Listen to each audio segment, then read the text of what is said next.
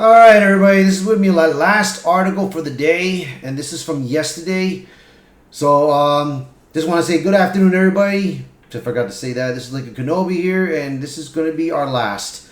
So, this is titled Lord of the Rings. The Rings of Power actress Mildred Clark claims Galadriel is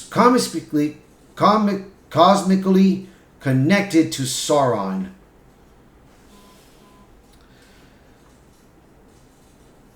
Dude, this is not a Lord of the Rings series, man. This feels like a...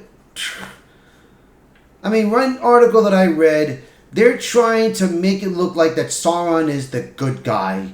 Like, they want us to be in his mind and everything. I'm like, what? I don't know, man. These people don't know what they're doing. I was supposed to try to watch the couple of shows, but you know what? I said the hell with it. I will watch second season and just play it and see what happens, man. But I just got a bad feeling it ain't going to work out, man. So we'll see. Let's get a dive into this and see what we got. Mildred Clark, the actress who plays Galadriel, claims that her character is cosmically connected to Sauron in the Lord of the Rings of Power. Clark stated that she agreed with Charlie Vickers' assertion that Galadriel and Sauron share a psychic connection. I agree with him. I think there is. They're both magical, powerful beings, and I think there is something lonely to existing in that kind of sphere that they both are in, she elaborated. But yeah, there is some sort of cosmic connection, which I've heard Charlie mention in a few times. She added, I was like, nice. I like that. Yeah, I will. It will go on for thousands and thousands of years.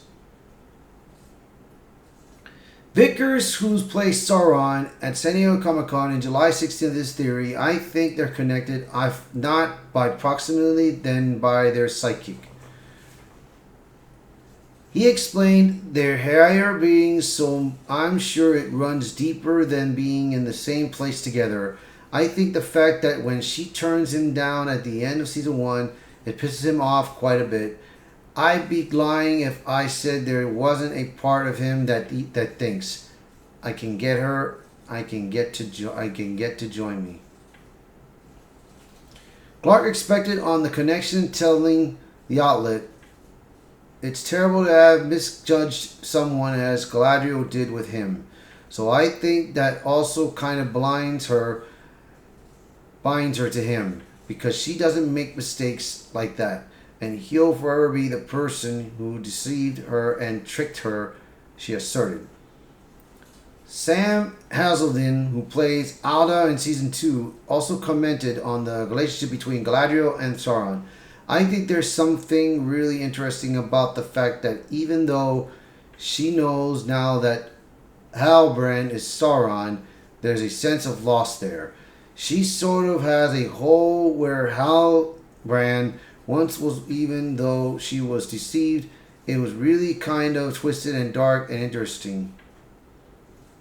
In the first season was not abundantly clear. This story clearly has nothing to do with the Lord of the Rings as was written with J.R. Tolkien. The entire show is just the name of the Lord of the Rings and the names of the characters to tell a completely different story.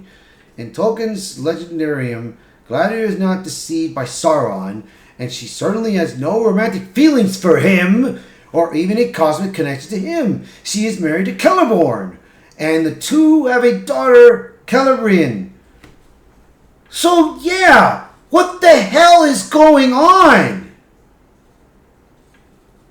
Are you kidding me?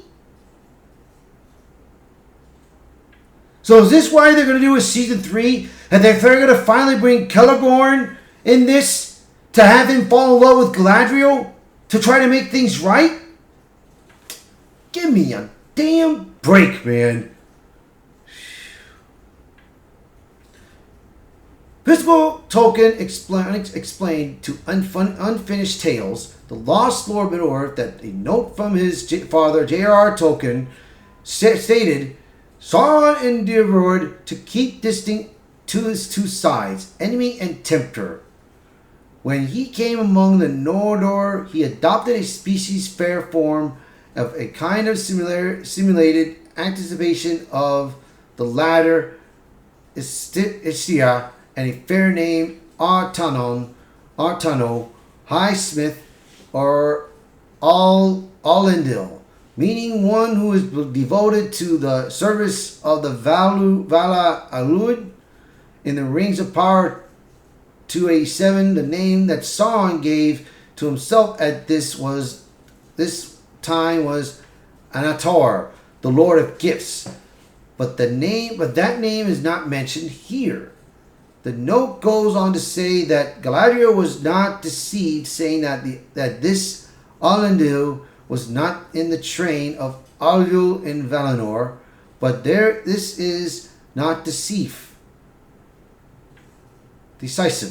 since Alul existed before the building of Aldar, and the probability in that Sauron was in fact one of the Alian Malir corrupted before Aldar began by Melkor.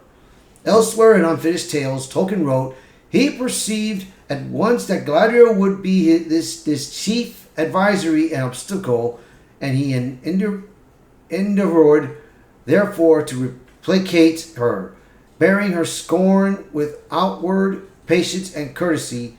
No explanation is offered in this rapid outline of why Galadriel scorned Sauron, unless she saw through his disguise, or why, if she did perceive his true nature, she permitted him to remain in Aragon. In the Silmarillion, Tolkien made it abundantly clear that Celeborn and Galadriel fell in love and got married. He wrote, Galadriel, his sister, went not with him to Nargothrond, for in Doriath dwelt Celeborn, kinsman of Thingol, and there was great love between them. Therefore she remained in the hidden kingdom, and abode with Melian, and of her learned great lore and wisdom concerning Middle-earth. Later, Tolkien wrote, at that time, Beren and Luthien yet dwelt in Tol Galen, the Green Isle, in the river Adurant, southernmost of the streams, that failing from Ered Liden flood down to join with Gelion. And their son Dior Elucho had to wife Limnoth, kingswoman of Celeborn, prince of Doriath, who was wedded to the lady Galadriel. As for daughter Celebrian, she marries Elrond, and the two have their 3 children, including Eladon, Eleanor, and Arwen, who eventually marries Aragorn II. As noted above, this show has nothing to do with the Tolkien and this legendarium other than using the name for his story and the names of the characters he created to elucidate that point even further. Vickers shared a San Diego Comic-Con that Sauron and Galadriel would be romantically involved. Vickers, alongside showrunners Patrick McKay and J.D. Payne, as well as Clark, were also asked if the show's second season would feature more of a romance between Galadriel and Sauron than that the first season showed. Vickers responded, I think there is hope. What can we say? McKay then encouraged him, say it, say it. Yeah, I think we will. And that's what I'm saying, man. This show's got nothing. This show's got nothing to do with the stories. So they just took the Lord of the Rings title for a whole different thing. So it's like, I don't know, man. I don't think this ain't gonna work. Because part 1, I got bored of it. The first season, I got bored after the 4th season, bro. And I've been reading reviews on it and it was not looking good, man. So I don't know if the second season's gonna work out, but you guys let me know in the comments below if you guys are interested. So that's gonna be it for the video. If you like the video, hit the like button, share this video, post a comment below. Let me know what your thoughts about this article. Are you guys excited watching Rings of Power Season 2? Are you not? you just let me know in the comments. Because I will try to watch this and review it. And if you are new to the channel, please hit that subscribe button for me. Alright, you guys. See you guys later. Bye.